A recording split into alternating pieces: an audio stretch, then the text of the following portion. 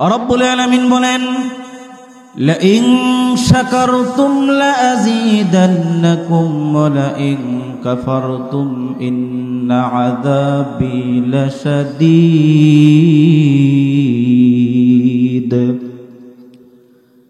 রব্বুল আলামিন বলেন, আমি রব্বুল আলামিনের নিয়ামত পাওয়ার পর যারা শুকরিয়া আদায় করে না, আমি রব্বুল আলামিন তার কাছ থেকে নিয়ামতগুলোকে ছিনিয়ে নেই। আমি রব্বুল আলামিনের নিয়ামত পাওয়ার পর যারা শুকরিয়া আদায় করে, আল্লাহ বলেন আমি তার নিয়ামতকে বৃদ্ধি করে দেই। সুবহানাল্লাহ বলে। কালামুল্লাহ থেকে সূরা বাকারার যে আয়াত আমি তেলাওয়াত করেছি, সংক্ষিপ্ত আকারে শুধু এটা বুঝাবার জন্য বলি, আমি যে কুরআনুল কারীম থেকে যে আয়াতটা পড়েছি, আল্লাহ পাক রব্বুল আলামিন কুরআনুল কারীম, আমরা কোরআনকে যদি প্রশ্ন করি, কোরআন তোমার বাড়ি কোথায়, কোরআন উত্তর দেয়, কোরআন এমন একটা কিতাব। আল্লাহ পাক রব্বুল আলামিন কুরআনুল কারীমের মধ্যে বলেন, বাল হুয়া কুরআনুম মাজিদুন ফি লাওহিম মাহফুজ। কোরআনকে যদি আমরা প্রশ্ন করি, কোরআন তোমার বাড়ি কোথায়, কোরআন উত্তর দেয় ফি লাওহিম মাহফুজ, আমার বাড়ি হলো লাওহে মাহফুজ। আমরা কোরআনকে যদি প্রশ্ন করি, কোরআন তুমি কার উপর অবতীর্ণ হয়েছো, কোরআন উত্তর দেয় নুজিলা আলা মুহাম্মাদ, এই কোরআন অবতীর্ণ হয়েছে কার উপর, মুহাম্মদ সাল্লাল্লাহু আলাইহি সাল্লামের উপর। কোরআনকে যদি আমরা প্রশ্ন করি, কোরআন তুমি তার কিতাব, কোরআন উত্তর দেয় তানজিলুম মির রাব্বিল আলামিন, আমি কোরআন হলাম রব্বুল আলামিনের কিতাব। এখন আমি আপনাদেরকে প্রশ্ন করি, এই কোরআন কার কিতাব? আল্লাহর। কার কিতাব? আল্লাহ পাক এই কোরআন অবতীর্ণ করেছেন কার উপরে? মুহাম্মদ সাল্লাল্লাহু আলাইহি ওয়াসাল্লামের উপর। আমরা কোরআনকে যদি প্রশ্ন করি, ও কোরআন তোমাকে কে নিয়ে আসলো, কোরআন উত্তর দেয় নাযালা বিহির রূহুল আমিন, জিবরাইল আলাইহিস সালাতু ওয়াস সালাম আমাকে নিয়ে আসছে। আমরা কোরআনকে যদি প্রশ্ন করি, কোরআন তুমি কোন ভাষায় অবতীর্ণ হয়েছ, কোরআন উত্তর দেয় লিসানুন আরাবিয়্যুম মুবিন, এই কোরআন অবতীর্ণ হয়েছে আরবি ভাষায়। কোন ভাষায়? আরবি ভাষায়। আমরা কোরআনকে যদি প্রশ্ন করি, কোরআন তুমি 12টা মাসের মধ্যে কোন মাসে অবতীর্ণ হয়েছ, কোরআন আমাদের উত্তর দিয়ে বলে শাহরু রমাদানাল্লাযী উনজিলা ফীহিল কুরআনু হুদাল লিন্নাস ওয়া বায়্যিনাতিম মিনাল হুদা ওয়াল ফুরকান। 12টা মাসের মধ্যে সবচেয়ে দামি মাস হলো রমজান মাস। জোরে বলেন কোন মাস? কোরআন উত্তর দেয় রমজানুল মুবারকে আমি কোরআন অবতীর্ণ হয়েছি। আমরা কোরআনকে যদি প্রশ্ন করি, কোরআন তুমি কি দিনের বেলা অবতীর্ণ হয়েছো নাকি রাত্রি বেলায় অবতীর্ণ হয়েছো, কোরআন আমাদের উত্তর দেয় ইন্না আনজালনাহু ফি লাইলাতিল কদর ওয়া মা আদরাকা মা লাইলাতুল কদর। কোরআন উত্তর দেয় এই কোরআন অবতীর্ণ হয়েছে লাইলাতুল কদরে। সুবহানাল্লাহ বলেন।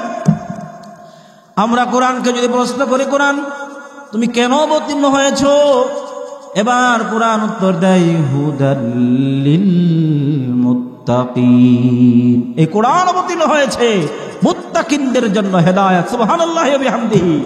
এজন্য কোরআন অবতীর্ণ হয়েছে মুত্তাকিনদের জন্য, হেদায়েতের জন্য। কিসের জন্য? হেদায়েতের জন্য। আল্লাহ পাক রব্বুল আলামিন কুরআনুল কারীমের মধ্যে বলেন وَإِذِ ابْتَلَى إِبْرَاهِيمَ رَبُّهُ بِكَلِمَاتٍ فَأَتَمَّهُنَّ। কোরআনের সাথে যদি কেউ সম্পর্ক রাখে, আল্লাহ পাক রব্বুল আলামিন বলেন, ওয়া ইযিবতালা ইব্রাহিম রাব্বুহু বিকালিমাতিন ফাতাম্মাহুম। আল্লাহ পাক বলেন, আমি আমার খলিল ইব্রাহিম আলাইহিস সালামকে কয়েকটা কালেমা, কয়েকটা বিষয়ে আমি পরীক্ষা করেছিলাম, আর ইব্রাহিম আলাইহিস সালাম সব পরীক্ষায় পাশ করেছে।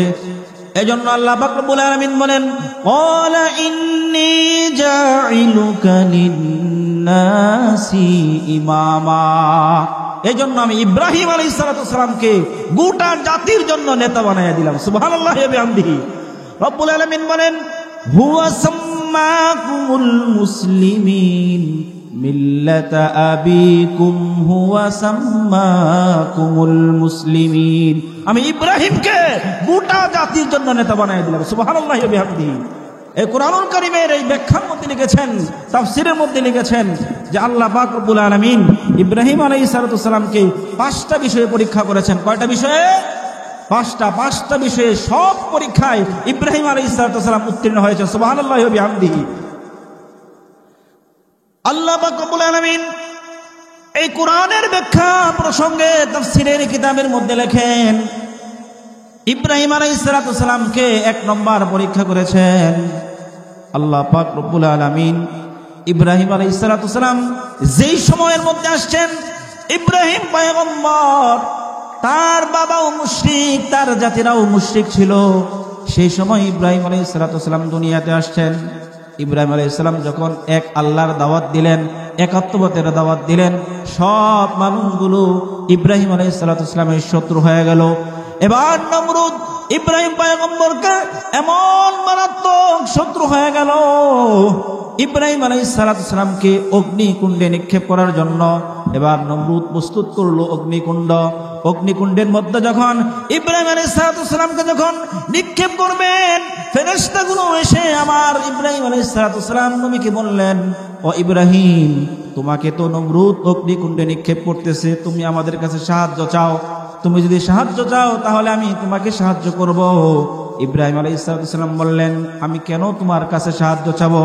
কারণ আমি আমার রব এমন রব্বুল আলামিনের ইবাদত করি, এমন মালিককে মানি যে মালিক আমাকে দেখতেছেন, সুখে থাকলেও যিনি দেখেন, দুঃখে থাকলেও যিনি দেখেন, অসুস্থ হলেও যিনি দেখেন, সুস্থ হলেও যিনি দেখেন।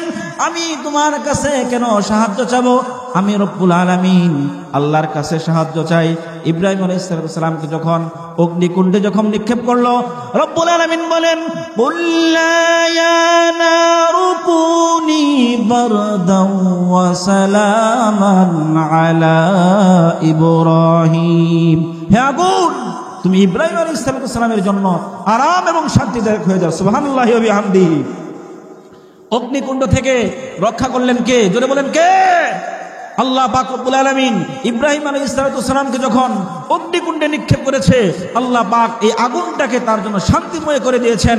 তাফসীরের কিতাবের মধ্যে লিখেছেন, শুধু তাই নয়, ইব্রাহিম আলাইহিস সালাম যেই জামা কাপড়ে পরা ছিলেন, সেই জামা থেকে এক বিন্দু মাত্র উড়ে নাই। সুবহানাল্লাহি ওয়া বিহামদিহি। ইব্রাহিম আলাইহিস সালামকে অগ্নিকুণ্ড থেকে রক্ষা করেছেন কে? জোরে বলেন, রক্ষা করেছেন কে? সে আল্লাহ এখন আছে না নাই? সন্তান দেওয়ার মালিক কে? ছেলে দেয় কে? মেয়ে দেয় কে? এজন্য সব সময় প্রশংসা করতে হবে কার? জোরে বলেন কার? এজন্য আল্লাহ পাক রব্বুল আলামিন ইব্রাহিম নবীকে আল্লাহ পাক রব্বুল আলামিন বারবার পরীক্ষা করেছেন। 1 নম্বর হলো অগ্নিকুণ্ডে যখন নিক্ষেপ করা হলো, ইব্রাহিম আলাইহিস সালামকে আল্লাহ পাক রক্ষা করলেন। 2 নম্বর, ইব্রাহিম আলাইহিস সালামকে আল্লাহ তাআলা বললেন, ইব্রাহিম নবীর বয়স যখন 86 বছর, আল্লাহ তাআলা ইব্রাহিম নবীকে ইসমাইল আলাইহিস সালামকে দান করলেন। আল্লাহ পাক ওহীর মাধ্যমে জানাই দিলেন, ও ইব্রাহিম, তুমি তোমার ছেলে এবং হাজেরা আলাইহিস সালামকে মক্কার দূর প্রান্তরে রেখে আসো। ইব্রাহিম আলাইহিস সালাম তাদেরকে নিয়ে রওনা হলেন। মক্কার যখন মরুপ্রান্তরের মধ্যে রাখলেন, তার বিবি ইব্রাহিম আলাইহিস সালামকে বললেন, ও প্রাণের স্বামী, আপনি যে আমাকে এখানে রেখে যাচ্ছেন, আপনি কার অর্ডারে রেখে যাচ্ছেন? ইব্রাহিম আলাইহিস সালাম বললেন, আকাশের দিকে হাত উঠে বললেন, আকাশে যিনি আছেন। হাজেরা আলাইহিস সালাম ডাক দিয়ে বললেন, যদি আল্লাহ পাক আমাদেরকে এখানে রেখে যাওয়ার আদেশ করে থাকেন, তাহলে আপনি আমাকে রেখে যান। আমাদের কোনো সমস্যা হবে না। যে মালিক আমাদেরকে এখানে রেখে যাওয়ার জন্য বলেছেন, সেই মালিক আমাদেরকে হেফাজত করবেন। সুবহানাল্লাহ বলেন। ইব্রাহিম আলাইহিস সালাম এই পরীক্ষায় পাস।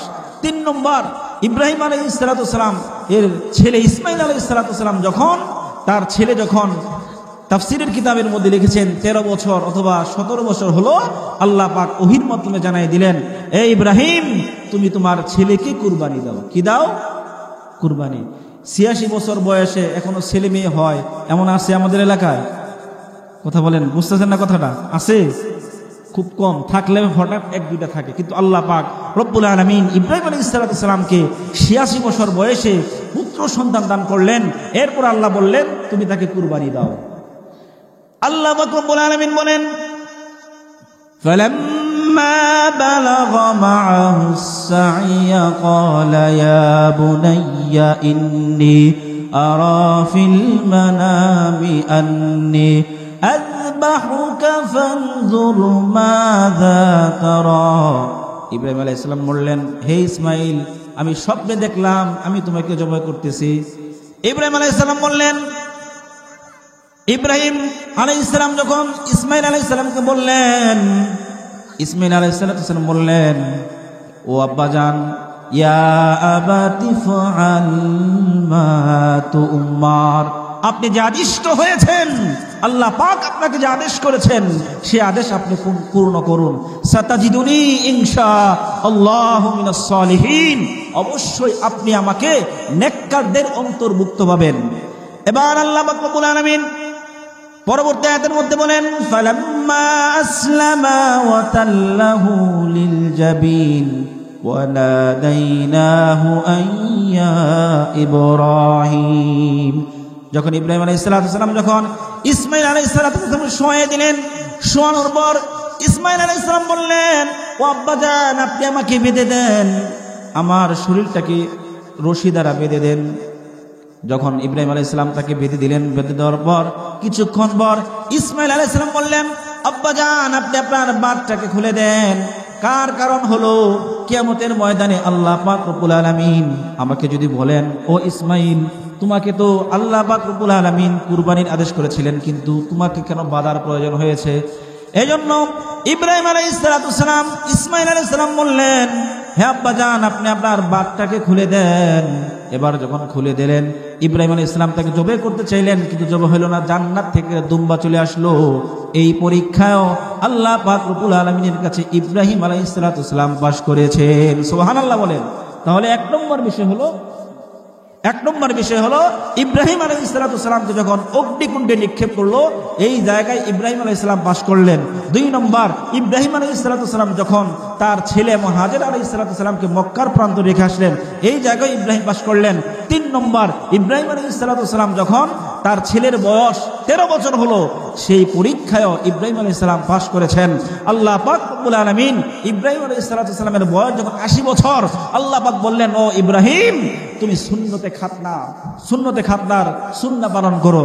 ইব্রাহিম আলাইহিস সালাম, বুখারী শরীফের মধ্যে আসছে, এই হাদিসের মধ্যে রাসূলুল্লাহ সাল্লাল্লাহু আলাইহি ওয়াসাল্লাম বলেন, ইব্রাহিম আলাইহিস সালাম 80 বছর বয়সে তিনি সুন্নতে খাতনা পালন করেছেন। তাহলে ইব্রাহিম আলাইহিস সালামকে আল্লাহ পাক যতটা পরীক্ষা করেছেন, সব পরীক্ষায় ইব্রাহিম আলাইহিস সালাম পাস করেছেন। এই জন্য আল্লাহ পাক বললেন, ক্বালা ইন্নী জাইলুকা লিন-নাসি ইমামা, হে ইব্রাহিম, আমি তোমাকে গোটা জাতির জন্য নেতা বানিয়ে দিলাম। সুবহানাল্লাহি ওয়া বিহামদিহি। এজন্য ইব্রাহিম আলাইহিস সালামের উপাধি হলো খলিলুল্লাহ। জোরে বলেন কি? খলিলুল্লাহ। কি খলিলুল্লাহ? খলিলুল্লাহর অর্থ হলো যে আল্লাহকে খুশি করার জন্য যে কাজ করে, আল্লাহকে খুশি করার জন্য যে কাজ করে। আর আমার আপনার নবী মুহাম্মদ সাল্লাল্লাহু আলাইহি ওয়াসাল্লামের উপাধি হলো হাবিবুল্লাহ। জোরে বলেন কি? হাবিবুল্লাহ। আর হাবিবুল্লাহ শব্দের অর্থ হলো আল্লাহ কাজ করে আমার নবীকে খুশি করার জন্য। সুবহানাল্লাহি ওয়া বিহামদিহি। এজন্য বলেন যে আমার রাসূল সাল্লাল্লাহু আলাইহি ওয়াসাল্লামের উপাধি হলো হাবিবুল্লাহ। কি বললাম? হাবিবুল্লাহ কাকে বলে? যে আল্লাহ কাজ করে নবীকে খুশি করার জন্য। সুবহানাল্লাহ বলে। আল্লাহ কাজ করে কাকে খুশি করার জন্য? নবীকে খুশি করার জন্য। শুধু বোঝাবার জন্য বলছি। আল্লাহ রাসূল সাল্লাল্লাহু আলাইহি ওয়াসাল্লাম, কাফের মুশরিকরা রাসূলকে এমন ভাবে কষ্ট দিয়েছে, এমন ভাবে আঘাত করেছে, রাসূলুল্লাহ সাল্লামকে খুব কষ্ট পেয়েছেন। আল্লাহ পাক রব্বুল আলামিন সূরা ইনশিরার মধ্যে বলেন, ওয়ারাফা'না লাকা যিকরাক, হে রাসূল আমি আপনার শান, আপনার মর্যাদাকে আমি বুলন্দিত করে দিলাম। সুবহানাল্লাহ বলেন। এজন্য আল্লাহ পাক রব্বুল আলামিন আমার রাসূল সাল্লাল্লাহু আলাইহি ওয়াসাল্লামের এত সম্মান দিয়েছেন। আজ যতদিন পর্যন্ত জমিন থাকবে, যতদিন পর্যন্ত আসমান থাকবে, জমিন থাকবে, কিয়ামত পর্যন্ত রাসূলুল্লাহ সাল্লাল্লাহু আলাইহি ওয়াসাল্লামের সম্মান মর্যাদা বৃদ্ধি পেতেই থাকবে। সুবহানাল্লাহ বলেন। এজন্য আমরা যে কালেমা পড়ি, লা ইলাহা ইল্লাল্লাহু মুহাম্মাদুর রাসূলুল্লাহ, এই আল্লাহর সাথে কার নাম? মুহাম্মদ সাল্লাল্লাহু আলাইহি ওয়াসাল্লামের নাম। নামাজের জন্য যখন একামতের মধ্যে দাঁড়াই, একামতের মধ্যে মুহাম্মদের নাম আছে না নাই? জোরে বলেন, আছে না নাই? আমরা যখন নামাজ যখন তাশাহুদ আত-তাহিয়াতু পড়ি, এরপরে দরুদ শরীফ পড়ি, সেই দরুদ শরীফের মধ্যে মুহাম্মদ সাল্লাল্লাহু আলাইহি ওয়াসাল্লামের নাম আছে না নাই? এজন্য আল্লাহ পাক বললেন, ওয়ারাফা'না লাকা যিকরাক, ও রাসূল আমি আপনার শান, আপনার মর্যাদা এমন ভাবে বুলন্দিত করলাম, কিয়ামত পর্যন্ত যত মানুষ আসবে, যত মানুষগুলো আল্লাহর নাম উচ্চারণ করবে, আল্লাহর নামের সাথে ও নবী আপনার নাম উচ্চারণ করবে। সুবহানাল্লাহি বিহামদিহি। এজন্য সেই রাসূলুল্লাহ সাল্লাল্লাহু আলাইহি ওয়াসাল্লাম হাদিসের মধ্যে বলেন, এই যে আজকে যে মাহফিল হচ্ছে, এই মাহফিলের চতুর্দিক থেকে ফেরেশতাগুলো বেষ্টন করে রাখেন। আল্লাহ পাক রব্বুল আলামিন ফেরেশতাদেরকে জিজ্ঞেস করলেন, ওই যে মাহফিলের মধ্যে কারা গিয়েছে? এবার ফেরেশতাগুলো বলে, অমুকের বেটা অমুক গিয়েছে। আল্লাহ পাক বলেন, তারা কি জান্নাত দেখছে? কয় না, দেখে নাই। জাহান্নাম দেখছে? দেখে নাই। আল্লাহকে দেখছে? দেখে নাই। আল্লাহ পাক রব্বুল আলামিন ঘোষণা করে দেন, আজ যে আমার বান্দা আমাকে দেখে নাই, হাসর দেখে নাই, পুলসিরাত দেখে নাই, কবরের শাস্তি এটা দেখে নাই, জান্নাত দেখে নাই, জাহান্নাম দেখে নাই, না দেখে যে আল্লাহকে আমাকে বিশ্বাস করেছে, জান্নাতকে বিশ্বাস করেছে, রাসূলকে বিশ্বাস করেছে, সাহাবীদেরকে বিশ্বাস করেছে, ও ফেরেশতারা তোমরা সাক্ষী থাকো, ওই বান্দাগুলোকে আমি মাফ করে দিলাম। তাহলে মাহফিলের মধ্যে আসলে লাভ হলো না ক্ষতি হলো? কথা বলে, লাভ হলো না ক্ষতি হলো? এই জন্য সূরা বাকারার যে আয়াতটা বলেছি, এই আয়াতের অর্থ হলো আল্লাহ পাক রব্বুল আলামিন বললেন, আমি ইব্রাহিমকে কিছু শব্দ দ্বারা পরীক্ষা করেছি, আর সব পরীক্ষায় ইব্রাহিম আলাইহিস সালাম পাস করেছেন। সেজন্য আমি ইব্রাহিম আলাইহিস সালামকে গোটা জাতির জন্য নেতা বানিয়ে দিলাম। এজন্য আমাদের নেতা ইব্রাহিম আলাইহিস সালাম। আর এই আয়াতের মধ্যে একটু ব্যাখ্যা করেছি যে ইব্রাহিম আলাইহিস সালামকে কয়টা পরীক্ষা করছিলেন? চারটা। কয়টা? চারটা। এক নম্বর অগ্নিকুণ্ডে নিক্ষেপ, দুই নম্বর হাজেরা আলাইহিস সালাম ইসমাইল আলাইহিস সালামকে মক্কার মরু প্রান্তরে রেখে আসা, তিন নম্বর ইসমাইল আলাইহিস সালামকে জবে করা, চার নম্বর আল্লাহ পাক রব্বুল আলামিন 80 বছর যখন বয়স হলো ইব্রাহিম আলাইহিস সালামের, আল্লাহ পাক বললেন তুমি সুন্নতে খাতনা করো। সেই সুন্নাতটা পালন করেছেন। আর ইব্রাহিম আলাইহিস সালাম গোটা জাতির জন্য রহমত। এই জন্য ইব্রাহিম আলাইহিস সালাম সব পরীক্ষা যেহেতু উত্তীর্ণ হয়েছে, এই জন্য আল্লাহ বললেন আমি ইব্রাহিমকে গোটা জাতির জন্য নেতা বানিয়ে দিলাম। সুবহানাল্লাহি ওয়া বিহামদিহি। এই জন্য আজকে আমি আপনাদেরকে বলতে চাই যে আমাদের অনুকরণীয় ব্যক্তিত্ব হলো নবীরা। কারা? নবীরা। কারা? নবীরা। নবীদের আদর্শ আমাদের বাস্তবায়ন করতে হবে। নবীদের যে সমস্ত কাজগুলো রাসূল সাল্লাল্লাহু আলাইহি ওয়াসাল্লাম বলেছেন, রাসূল এরা বলেছেন, আমাদের নবী বলেছেন, এজন্য রাসূলুল্লাহ সাল্লাল্লাহু আলাইহি ওয়াসাল্লাম হলো আমাদের আদর্শ, আমাদের অনুকরণীয়। এজন্য আজকে আমরা একটা বিষয় দেখি যে রাসূলুল্লাহ সাল্লাল্লাহু আলাইহি ওয়াসাল্লাম আমাদেরকে যে সুন্নাহগুলো দিয়েছেন, রাসূলুল্লাহ সাল্লাল্লাহু আলাইহি ওয়াসাল্লাম আমাদেরকে যে কাজগুলো করতে বলেছেন, সেই কাজের মধ্যেই হলো আমাদের জন্য সফলতা, আমাদের জন্য সফলতা। আর ইব্রাহিম আলাইহিস সালাম তিনি হলেন আমাদের জন্য আদর্শ। তিনি কি আমাদের জন্য আদর্শ? এই আদর্শ বাস্তবায়ন করতে হলে রাসূলুল্লাহ সাল্লাল্লাহু আলাইহি ওয়াসাল্লামের বেশি বেশি সুন্নাহ পালন করতে হবে। এজন্য আমি আপনাদের সময় যেহেতু সংক্ষিপ্ত, সেজন্য আমি আর লম্বা চূড়া আলোচনা যেতে পারলাম না, শুধু সংক্ষিপ্ত আকারে এটাই বলতে চাইলাম যে ইব্রাহিম আলাইহিস সালাম যতগুলো পরীক্ষা, সব পরীক্ষায় পাশ করেছেন। এই জন্য রাসূলুল্লাহ সাল্লাল্লাহু আলাইহি ওয়াসাল্লাম হাদিসের মধ্যে বলেন, যে মুমিন বান্দা যত বেশি আল্লাহর কাছাকাছি থাকবে, আল্লাহ পাক রব্বুল আলামিন তাকে ততটাই বেশি পরীক্ষা করবেন। মুমিন বান্দা আল্লাহ তাআলার যে যত বেশি কাছাকাছি হবে, আল্লাহ তাআলা তাকে কি করবেন? তত বেশি পরীক্ষা করবেন। এই জন্য রাসূলুল্লাহ সাল্লাল্লাহু আলাইহি ওয়াসাল্লাম বলছেন, মানুষের রোগ হয়, মানুষের বিপদ আসে, মানুষের মুসিবত আসে, রোগের কারণে, মুসিবতের কারণে, বিপদের কারণে। রাসূলুল্লাহ সাল্লাল্লাহু আলাইহি ওয়াসাল্লাম হাদিসের মধ্যে বলেন যে বান্দার অসুস্থ হয়, রোগ হয়, বিপদ আসে, বিপদের কারণে আল্লাহ তাআলা তাই বান্দার গুনাহসমূহ মাফ করে দেন। এজন্য যে যত বেশি আল্লাহর কাছাকাছি হতে চায়, আল্লাহ তাআলা তাদেরকে ততটাই বেশি পরীক্ষা করেন। কি করেন?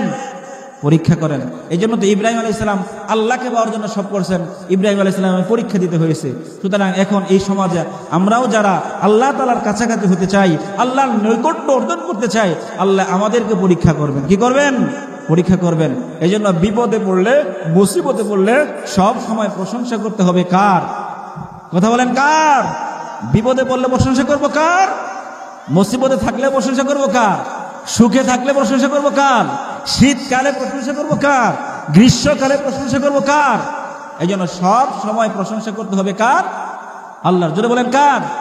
রাসূলুল্লাহ সাল্লাল্লাহু আলাইহি ওয়াসাল্লাম হাদিসের মধ্যে বলেন, সংক্ষিপ্ত আকারে বলছি, যে মুমিন বান্দা সে যে আল্লাহ তাআলার কদমে একটা সেজদা দেয়, এই সেজদাকে যদি এক পাল্লায় রাখা হয়, সাততম আসমান জমিনকে যদি এক পাল্লায় রাখা হয়, দেখা যাবে মুমিন বান্দার সেজদার পাল্লাটা ভারী হয়ে যাবে। এই জন্য নামাজ পড়া দরকার আছে না নাই? কথা বলেন, নামাজ পড়া দরকার আছে না নাই? এই জন্য যে যত বেশি আল্লাহর কাছাকাছি হতে চায়, যে যত বেশি আল্লাহর নৈকট্য অর্জন করতে চায়, আল্লাহ তাআলা তাকে ততটাই বেশি পরীক্ষা করেন। কি করেন? পরীক্ষা করেন। ইব্রাহিম আলাইহিস সালাম পরীক্ষায় পাশ করেছেন। যুগে যুগে যত নবী আসছে, সব নবীকে আল্লাহ পাক রব্বুল আলামিন পরীক্ষায় ফেলেছেন, আর নবীরা বেশি বেশি পরীক্ষায় উত্তীর্ণ হয়েছেন। এই জন্য আমি আপনাদেরকে বলতে চাই, আমরাও যদি কোনো বিপদের মধ্যে পড়ি, মুসিবতের মধ্যে পড়ি, তাহলে সব সময় আমাদের সবর করতে হবে কার কাছে? আল্লাহর কাছে। আল্লাহ তাআলা আমাদের সকলকে আল্লাহ তাআলার উপর পরিপূর্ণ বিশ্বাস রাখার তৌফিক দান করেন। সকলে বলি আমিন। ওয়া আখির দাওয়ানা আলহামদুলিল্লাহি রাব্বিল আলামিন।